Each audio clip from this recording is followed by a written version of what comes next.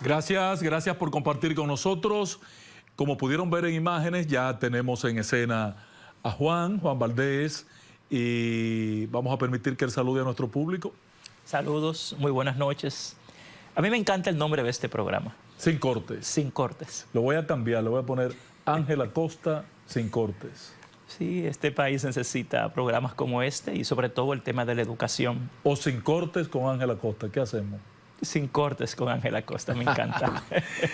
Juan, el año escolar termina y por parte de los padres de familia se siente una angustia porque no encuentran cupo en las escuelas. Y esta vez parece que no es por el problema de la presencia de los haitianos ocupando el espacio de los dominicanos. Termina el año escolar, todavía no se ha iniciado el proceso de reinscripción. ¿Cuál es la problemática? La prensa nacional comienza a hacerse eco de la falta de aulas y de maestros. ¿Cuál es la situación? Bueno, yo les envié un cuadro que elaboramos precisamente en el Observatorio Educativo sobre la realidad del déficit de aulas en las escuelas públicas dominicanas. En los pasados 4 años no se ha podido superar más del 30% de las aulas que hacen falta en las escuelas públicas dominicanas. Si ven, por ejemplo, en pantalla, desde 2021 hasta 2024, el déficit de aulas apenas se ha cubierto en un 30%. ¿Desde qué año, Juan? Repíteme, desde por favor. 2021 hasta 2024. Correcto. En el 2020 se identificó que el déficit de aulas era de unas 10.000. Y en los pasados 4 años, lamentablemente, no se ha podido construir más del 30% de estas, lo cual es inadmisible e inaceptable. Esto de facto es una negación al derecho constitucional que tienen los niños de la República Dominicana a acceso a la escuela pública, a la educación pública. La educación pública es un derecho. Cuando usted ve el total de aulas terminadas en los pasados 4 años, realmente es una vergüenza. Es una vergüenza porque lo que evidencia ha sido una gestión de la educación pública incompetente, ineficiente e ineficaz. Dinero no les ha faltado y la necesidad está identificada. Aquí, de hecho, hemos tenido hasta subejecución presupuestaria de decenas de miles de millones de pesos. Y lo más preocupante es que ahora estamos ya a 2 meses y medio de iniciar el año escolar. Ese déficit de más de 6.700 aulas va a dejar fuera de las escuelas públicas a más de 300.000 niños dominicanos. Y esto es algo inadmisible en la era digital, en la era del conocimiento, después de una década del Pacto por la Educación y más de 12 años de aplicación del 4% para la educación. El pueblo dominicano, de forma ya firme y clara, debe iniciar una jornada de reclamo por el derecho a una educación de calidad. Porque es que tenemos todos los fondos necesarios y aún así tenemos hoy la peor crisis educativa que hayamos tenido en la historia de la República Dominicana.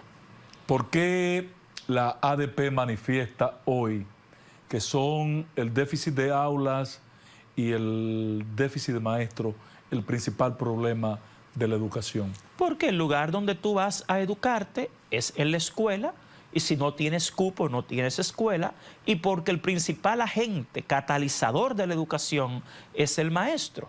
Pero hubo una campaña, Juan, donde muchos muchachos, yo fui testigo, inclusive de jóvenes que no tenían ni vocación ni tenían esa convicción de que la educación era su fuerte, el área magisterial.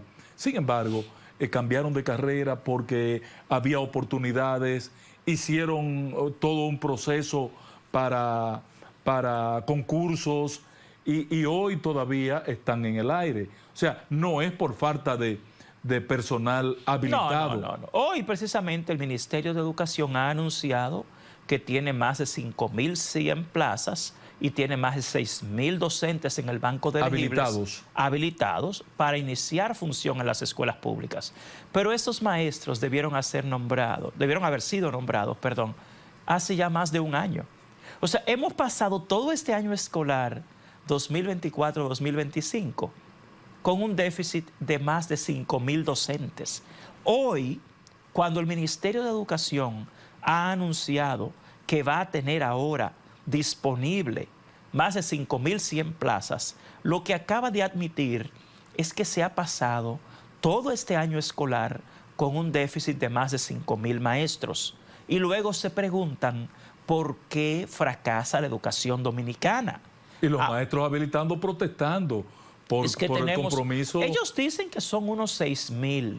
Pero el dato que tenemos nosotros, según los mismos datos oficiales del Ministerio de Educación, es que tenemos más de 11.000 docentes listos en el banco de elegibles.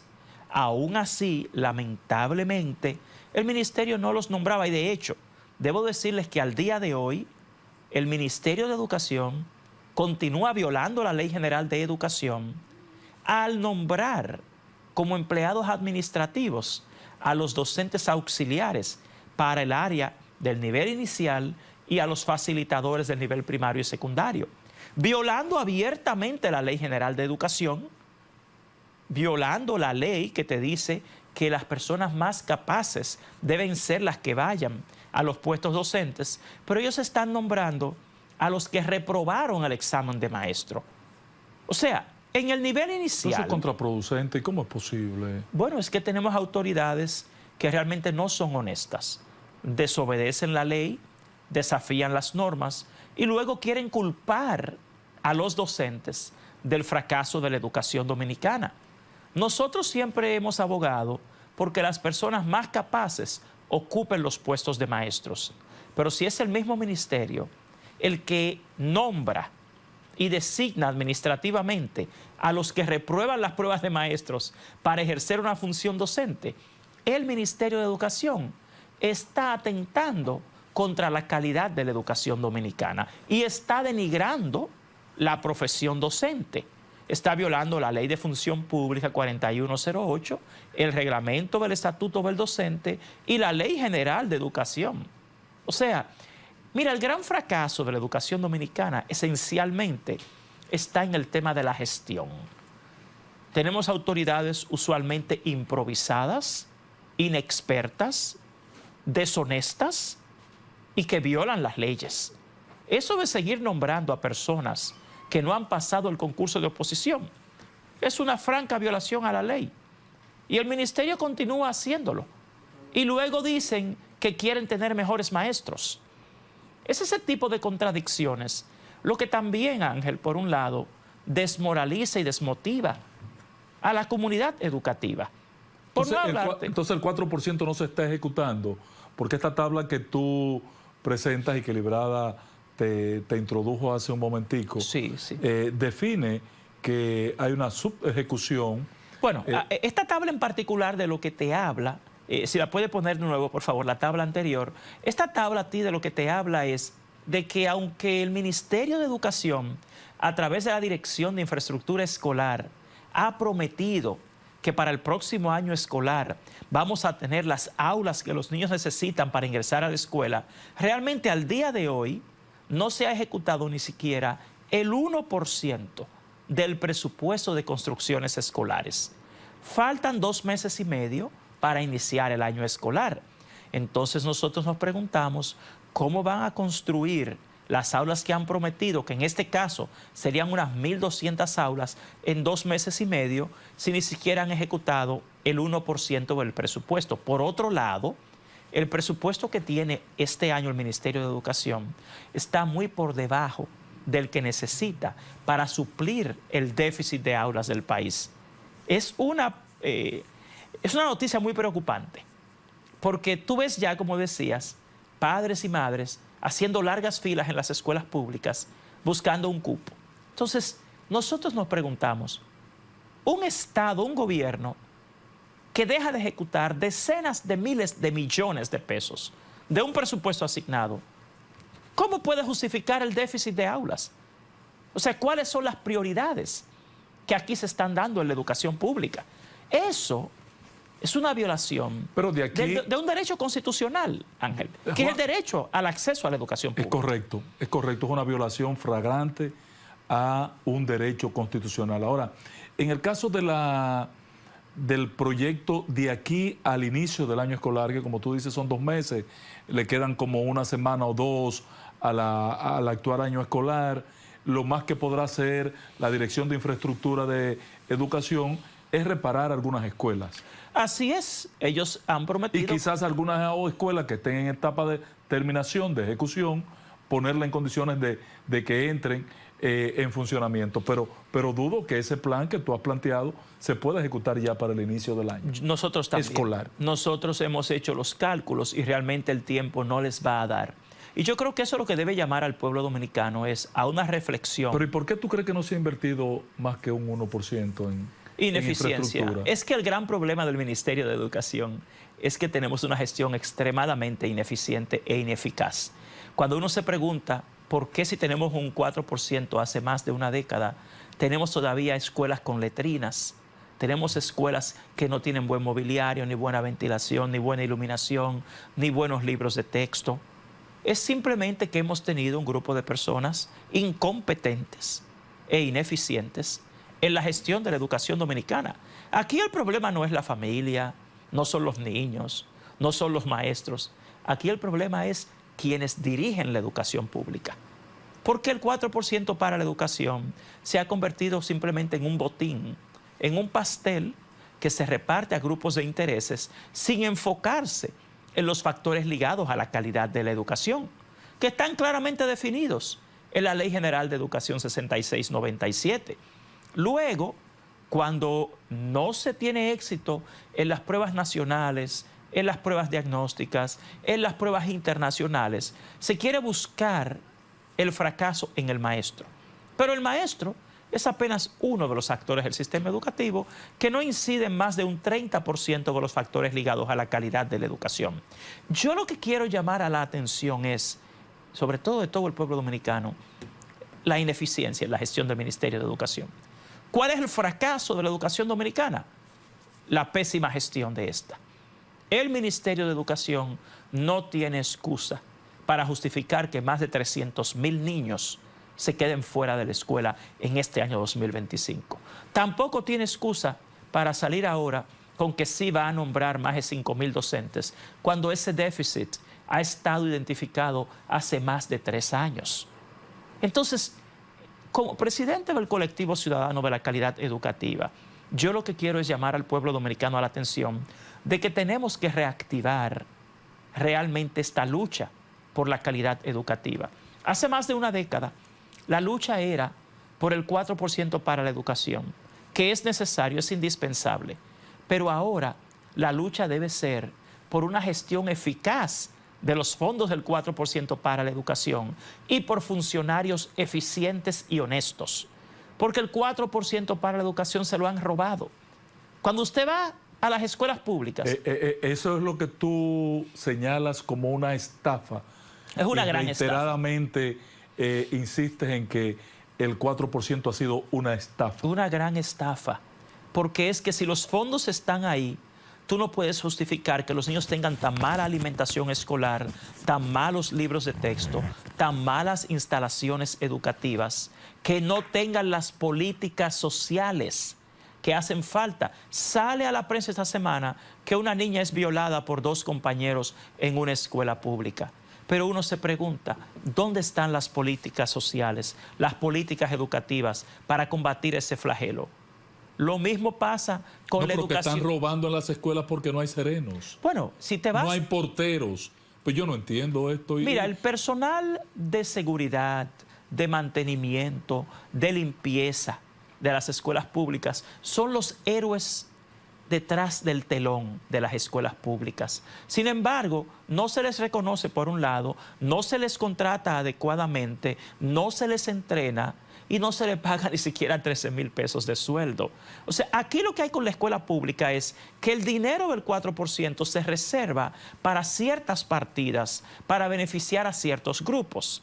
Pero los factores esenciales de la calidad educativa, acá no los están tratando adecuadamente. ¿Qué te hubiese privilegiado si fueras ministro de Educación? ¿Construir, terminar las aulas o contratar los autobuses eléctricos para transportar a los niños a la escuela? El transporte escolar es simplemente un negocio que no tiene ningún sentido en este momento en el sector público porque no es una de las áreas sustantivas de la educación pública.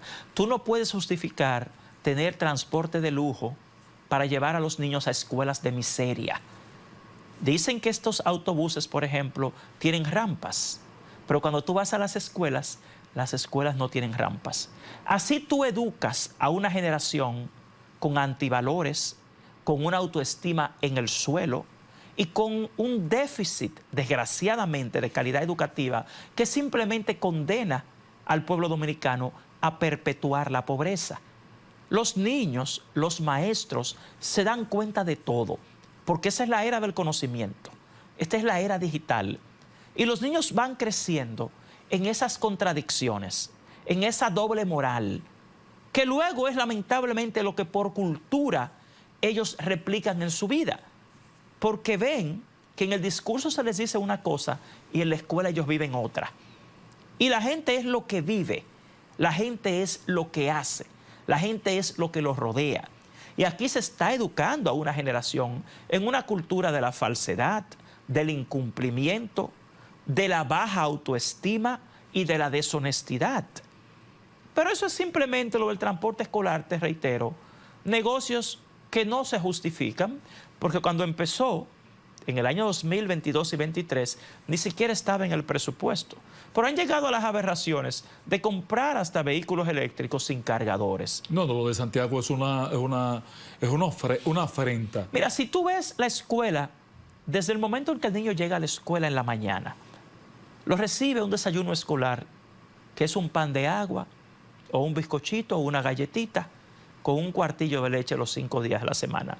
Luego el niño va a un salón de clases, donde en lugar de 30 personas, tiene 40, 50 y 60.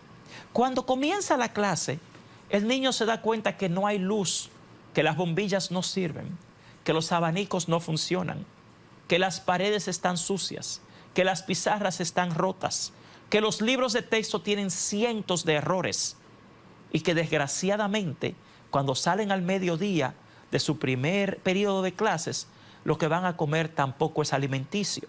Luego cuando vuelven a lo que es el salón de clase, al aula, continúan en ese mismo ambiente que es inhóspito, que no es adecuado para generar situaciones significativas. Pero en el caso de los alimentos en la escuela, yo vi toda una programación para calibrar, balancear los conceptos nutritivos. No, pero en la práctica eso no se da así.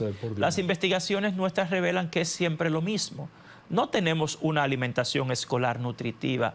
Y la gente cree que los niños van a aprender simplemente por los ejercicios que un maestro le pone a hacer. Pero el aprendizaje humano no se da así. Lo que más incide en el aprendizaje, según cómo funciona el sistema cognitivo humano, son las emociones. El aprendizaje es simplemente la conjunción del binomio cognición-emoción. Y si un niño va a una escuela en las condiciones que les he descrito, las emociones que va a tener no son las adecuadas. Desgraciadamente tenemos autoridades tan incompetentes, tan ineficientes y tan inexpertas que no entienden ni siquiera las teorías reales del aprendizaje y cuáles son los factores que están detrás de ese fallo en el aprendizaje de la escuela dominicana. Tú tomas un sinnúmero de pruebas que se han dado en este país y todas tienen lo que se denomina un informe de factores asociados.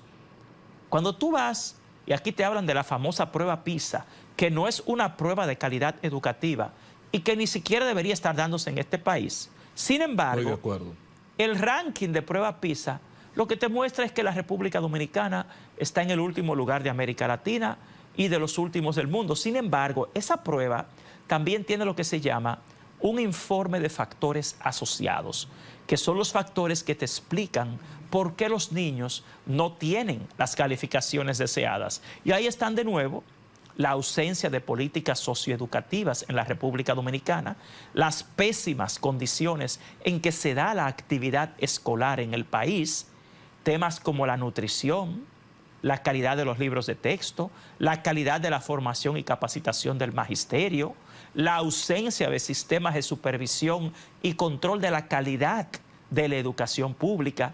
Y todos esos factores son los que explican por qué los niños reprueban las pruebas que se dan en este país. A pesar de esto, las autoridades al final cuentan con todas las investigaciones que explican el fracaso educativo dominicano, pero les hacen caso omiso, no les prestan atención, porque lamentablemente con cada quien que llega al Ministerio de Educación, lo que ven es un botín, un pastel, un negocio, encima de que no son expertos. Mira, actualmente se ha propuesto relanzar el Pacto por la Educación, relanzar un pacto educativo. Relanzarlo con algunas modificaciones, ¿verdad? Porque el viejo pacto que se firmó ya hace algunos años prácticamente ha quedado totalmente obsoleto. Mira, relanzar el Pacto por la Educación no tiene ningún sentido, porque aquí el tema no ha sido las metas del Pacto por la Educación. Es el cumplimiento. Es simplemente el incumplimiento de las autoridades. Entonces, cuando a mí me hablan de hacer un evento para relanzar el Pacto por la Educación, eso es ganar tiempo. Propaganda. No, y eso es simplemente ganar tiempo. Eso es... Aquí no hay nada nuevo que redefinir en las metas educativas. Aquí lo que necesitamos es gente competente, gente honesta y gente capaz que pueda resolver los problemas de la educación. No es convocar a la gente, vamos a hacer un evento para relanzar el pacto, como si no supiéramos qué es lo que necesitamos. Aquí tenemos muy claro por qué fracasa la educación dominicana. Y ese fracaso se debe esencialmente a la incompetencia de los funcionarios que dirigen la educación pública. No es la falta de docentes, no es la falta de dinero, no es la falta de participación de la familia. Todas esas son áreas afectadas por la pésima gestión de la educación pública y del gobierno dominicano en general, porque la educación no se da in vitro, no se da supuestamente solamente en la escuela. Aquí no hay políticas sociales, políticas educativas y políticas económicas que apoyen el desarrollo de una educación pública cualitativa, porque la educación pública se da de nuevo en el paradigma del constructivismo social. A lo que apuesta la educación pública es a la construcción social del aprendizaje, no a la transmisión de conocimientos de un maestro a un niño. Esa es la escuela vieja, esa es la escuela prusiana, la escuela conductista. Hoy en día, sin políticas educativas, sin políticas sociales y sin políticas económicas conjugadas, coherentes, no vamos a lograr mejorar la educación pública. Y aquí no hay coherencia, porque la educación funciona en un paradigma fragmentario. Cada cual por su lado intenta hacer algo. Por eso es que necesitamos autoridades verdaderamente expertas en educación, en el Ministerio de Educación.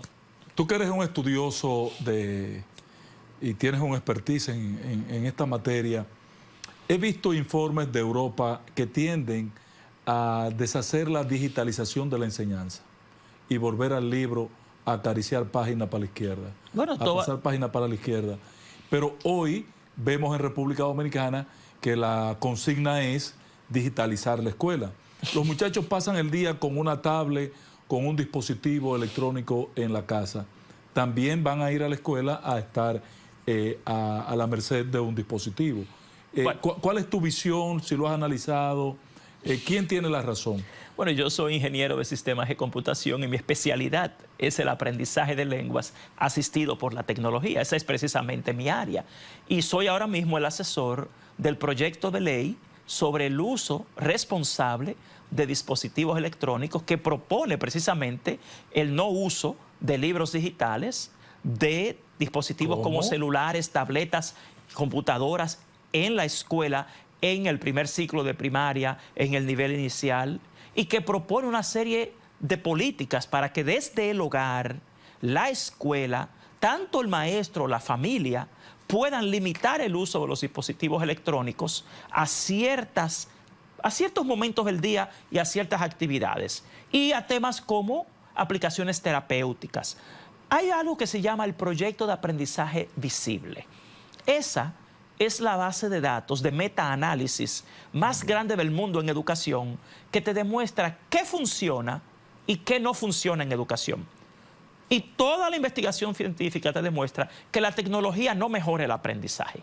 La tecnología es equivalente a un lápiz, es una herramienta que para tú poder utilizarla adecuadamente debes desarrollar lo que se llama pericia en diseño instruccional, y deben darse una serie de factores asociados para el uso efectivo de la tecnología. Sin embargo, hoy en día lo que ha generado precisamente el uso indiscriminado de dispositivos electrónicos son las enfermedades más comunes de esta era: la ansiedad, la depresión, la tristeza, el desenfoque, la hiperactividad. Entonces, los libros digitales, está demostrado, no tienen mejor efecto que los libros físicos. Y de hecho, los países más avanzados están pasando ahora a su desmonte. Y en este país nosotros estamos proponiendo esta ley. Es autoría de los diputados Jason y Kimberly, que es una pareja de esposos que son también educadores y manejan un centro educativo. Yo soy su asesor y nosotros realmente tenemos una política muy amplia proponiendo el desmonte del uso de esos dispositivos. Pero esto requiere de toda una política estatal. Realmente la tecnología no mejora el aprendizaje.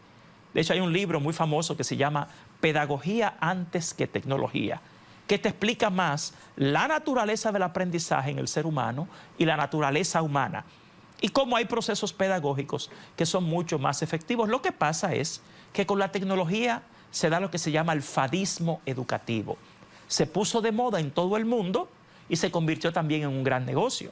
Exacto. Aquí, por ejemplo, compraron... Sí. Todavía están repartiendo o dañándose en almacenes. Bueno, yo te puedo decir que aquí, ilegalmente, a través del PNUD, se compraron decenas de miles de millones de pesos en dispositivos, y nuestros estudios demuestran que no tuvieron ningún efecto en la mejora del aprendizaje ni de la calidad de educación, y que ya ni siquiera son útiles, ya no sirven.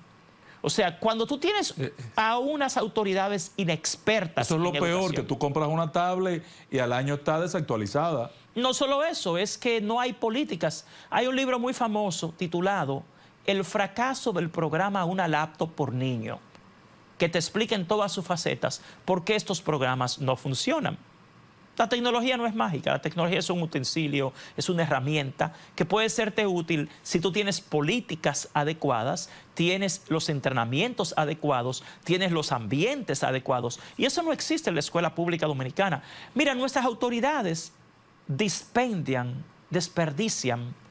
muchos miles de millones de pesos del presupuesto del 4% por su impericia, por ser inexpertas.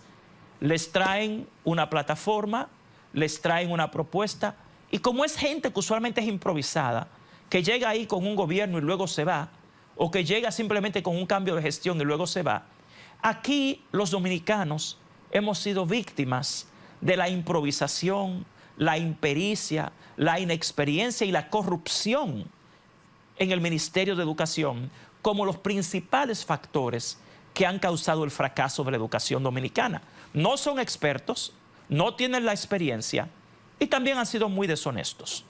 Porque gran parte del problema del fracaso educativo está en la corrupción educativa. Aquí tú has tenido casos de todo. Mira el INAVIE ahora, como lo denuncia. El tema de utensilios escolares, de mochilas, de zapatos. Y aquí no pasa nada. Aquí se denuncian a los funcionarios públicos, se les evidencia y se les deja en el puesto, como si fuera una empresa privada, que son dueños de eso, como si no fuera una función pública y fondos públicos de un pueblo pobre. Entonces, ni en la formación y capacitación del magisterio, ni en la alimentación escolar, ni en la infraestructura escolar, ni en las políticas educativas, ni en los materiales como los libros de texto, aquí han tenido éxito en absoluto. Por el contrario, déjenme decirles que hoy la educación dominicana está en un limbo. Y quien no sabe para dónde va, no sabe a dónde va a llegar.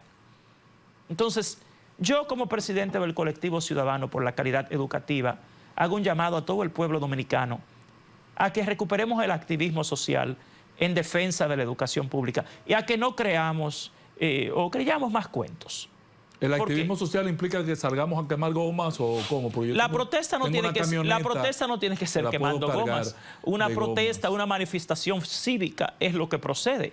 Para mí lo que no tiene sentido es usted quedarse en la única vida que Dios le dio, quedarse inútil, indiferente, inactivo, porque usted no va a tener otra. Juan, que no puedo dejarte ir sin que toques el tema de la evaluación docente.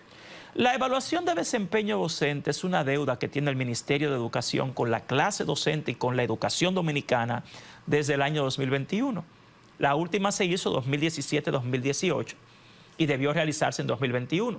Desgraciadamente, por un acto de corrupción del ministro Ángel Hernández y el viceministro Fran de Olio, no se pudo hacer porque intentaron hacerla contratando ilegalmente por casi 600 millones de pesos a la Organización de Estados Iberoamericanos y eso fue cancelado en los tribunales. Hoy, el Ministerio de Educación ha presentado a la clase docente la propuesta de hacer una evaluación de desempeño en un calendario, en un cronograma imposible. En mi opinión, lo que están es ganando tiempo. Están hablando de septiembre. No, eso es un imposible. Yo, como técnico, he revisado el cronograma que propone el Ministerio de Educación para realizar la evaluación de desempeño y, en mi opinión, lo que están haciendo es manipulando a los profesores solo para ganar tiempo, para dejar que el tiempo pase y luego que lleguemos a fin de año y que no se pueda hacer la evaluación de desempeño. Lo digo porque al revisar el cronograma de la evaluación de desempeño te das cuenta que la revisión, elaboración y puesta en prueba de los instrumentos de la evaluación se haría en el mes de noviembre. Si es así, entonces solo te quedan 2 semanas de diciembre para tú implementar la evaluación a más de 120,000 docentes, realizar la corrección y el diagnóstico, realizar el informe de resultados y aplicar incentivos, y eso es un imposible. Para mí lo que están haciendo es jugando con los profesores, poniéndolos de relajo, entreteniéndolos para ganar tiempo, pero veo muy poca intención seria del Ministerio de Educación de llevar a cabo la evaluación de desempeño, porque también están proponiendo realizar contrataciones ilegales. Si ya al Ministerio de Educación le cancelaron el contrato anterior de la evaluación de desempeño por ser un contrato al margen de la ley de compras y contrataciones públicas, ¿cómo puede ahora el viceministro Fran de Olio, encargado de la evaluación de desempeño, proponerle a la comunidad educativa que se haga otra vez contrataciones directas? Para mí eso es una provocación para que no se lleve a cabo la evaluación de desempeño, porque esas contrataciones serían canceladas por un tribunal o la Dirección General de Compras y Contrataciones. Yo creo que no hay ninguna intención de que se haga, por lo menos en mi opinión, como presidente de la asociación. ¿Y cómo avanzamos sin una evaluación a nuestro cuerpo magisterial? Eso es un imposible, porque la evaluación de desempeño es el diagnóstico que necesitamos para saber qué tenemos que mejorar en los docentes. Sin un diagnóstico los docentes no van a mejorar. Necesitamos mejores maestros, pero para capacitarlos usted necesita un diagnóstico de sus necesidades formativas. En mi opinión, aquí no hay ningún compromiso serio con la educación. Un compromiso serio con la educación se basa en hechos, no en promesas, no en pactos, no en acuerdos, no en palabras. Y el pueblo dominicano tiene que aprender a creer en lo que los funcionarios públicos hacen, no en lo que dicen. Hasta el día de hoy, acá es muy evidente que no hay un compromiso serio con la educación pública, porque el simple hecho de no tener en el Ministerio de Educación a las personas más capaces te dice que lamentablemente el gobierno no está interesado en que la educación mejore, porque no tiene ningún sentido que si ese país está lleno de expertos en educación, acá las personas menos competentes sean las que estén ocupando los viceministerios, las direcciones y los puestos más importantes del Ministerio de Educación. Y digo los menos competentes porque cuando tú ves los resultados educativos de los pasados 4 años, te das cuenta que no hemos tenido gente competente dirigiendo la educación dominicana. Gracias, Juan. Gran placer tenerlo en este escenario de nuevo y la verdad que me identifico tanto con el planteamiento que haces y creo que el pueblo dominicano debe comenzar a escuchar este tipo de opinión al margen del criterio político porque te centras en evaluaciones muy técnicas, muy de concepto, de valores que ponderas y que ponderas muy bien al margen del quehacer político. Gracias, hermano. Cómo no, un placer. Vamos a hacer una segunda pausa, regresamos a la parte final de este espacio.